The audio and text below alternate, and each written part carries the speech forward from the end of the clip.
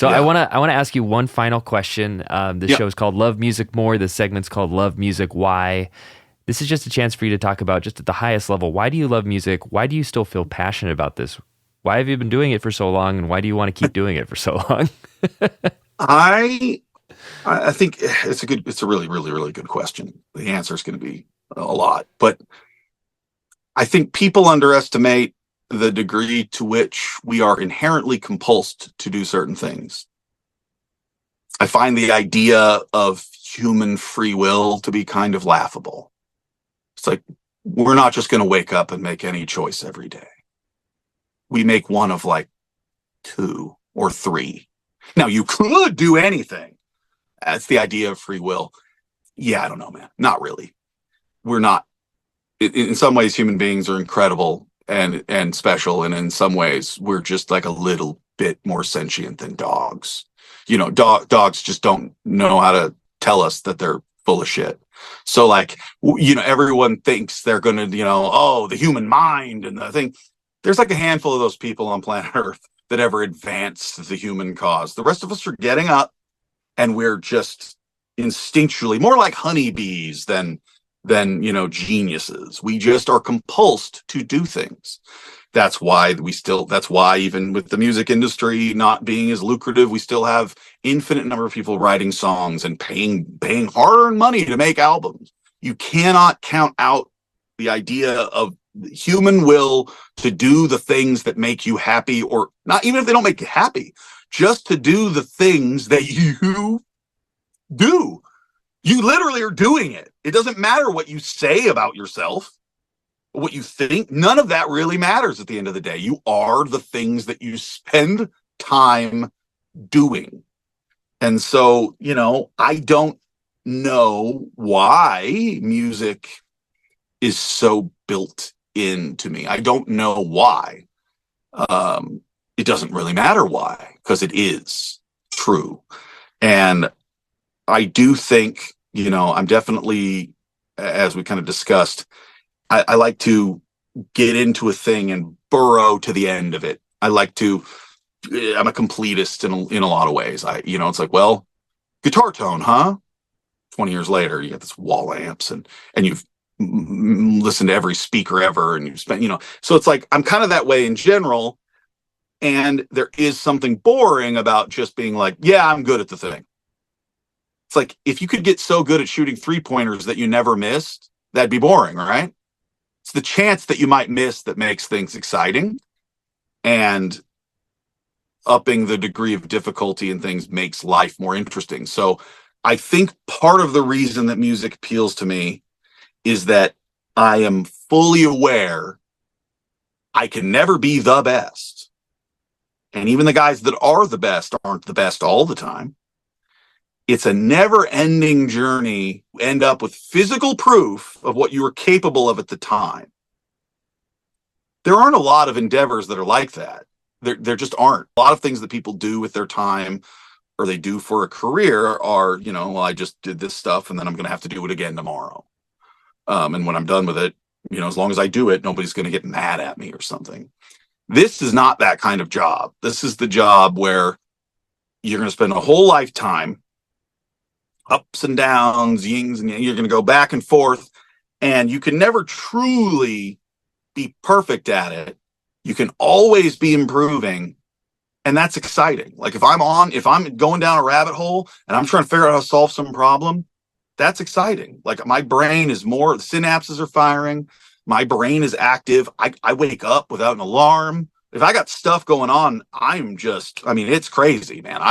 I'm like a machine if there's stuff going on. If there's a thing to solve and stuff, it keeps you engaged, it keeps you active. There aren't a lot of other things that are like that, where you can just be constantly proving yourself. And on any given day, you literally might be the best person for the specific job. In music, you'll never necessarily know that. But if the thing comes out incredible, and there's the proof. So in some ways, you can just leave a legacy of the things, and people do notice. I have people hit me up and they're talking about records that I made 8, 10, 12, 15 years ago that I'm still very, very proud of. And they'll say things to you about yourself. and you'll go, oh, they're right. They just listed albums over a 10 or 15 year span. And on all of those records, regardless of where I was in my life, which studio I was at, what gear I used, I was compulsed to bend that audio, to place the audio, to craft it out. I had a thing, and I was compulsed to do it across the years, across the decades, because that's who I am. And that's pretty wild. Like, that's a pretty wild concept.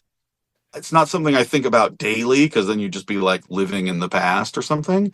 But I think about it more than most people, because it's kind of the answer to your question. It's like, I'm trying to become the better version of myself.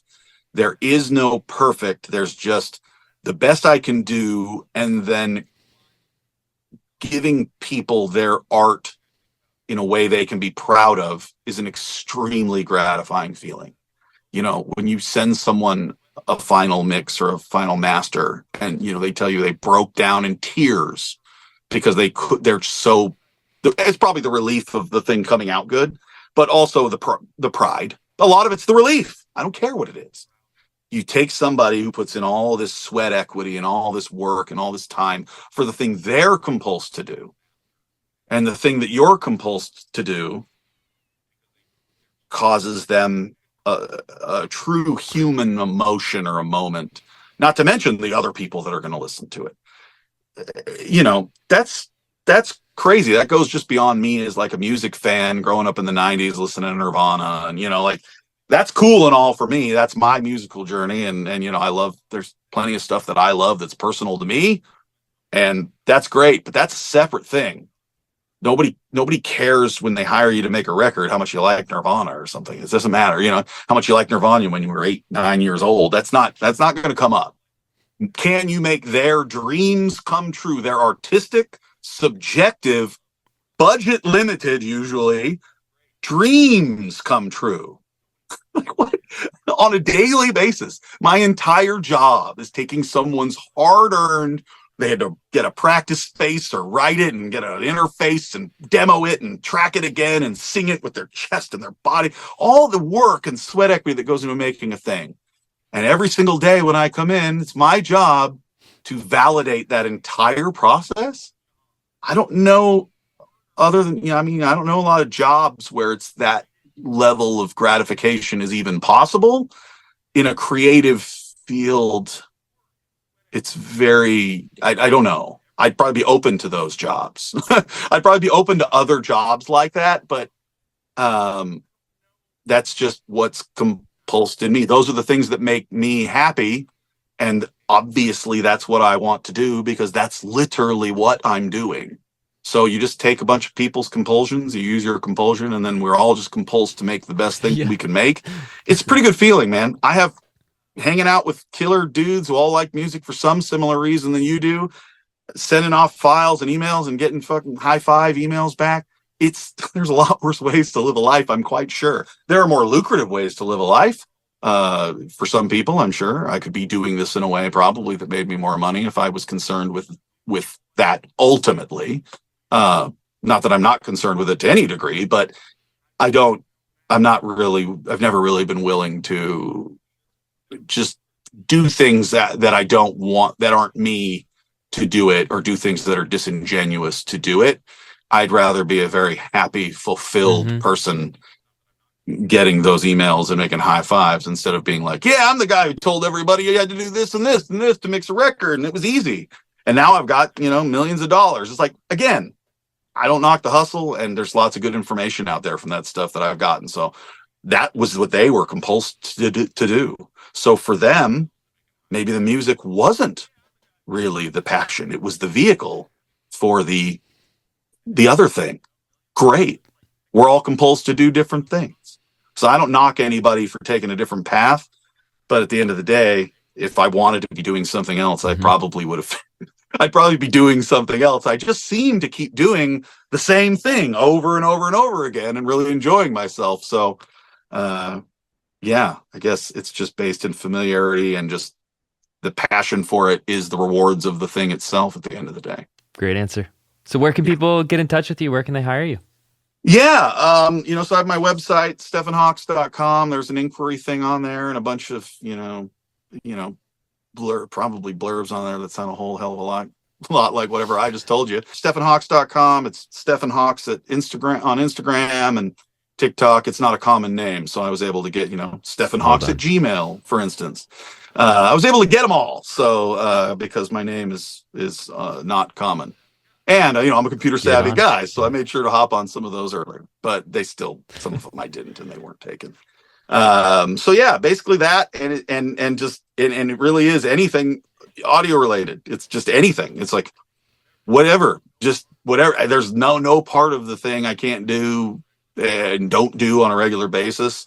It doesn't have to all be if you're having a problem. You're just making an album that you love, and you want somebody to put a loving touch on it in whatever way you need. I will. I won't stop until I do that. I just won't. I mean, historically, I just never have. So I don't think I'm going to start with you. Yeah.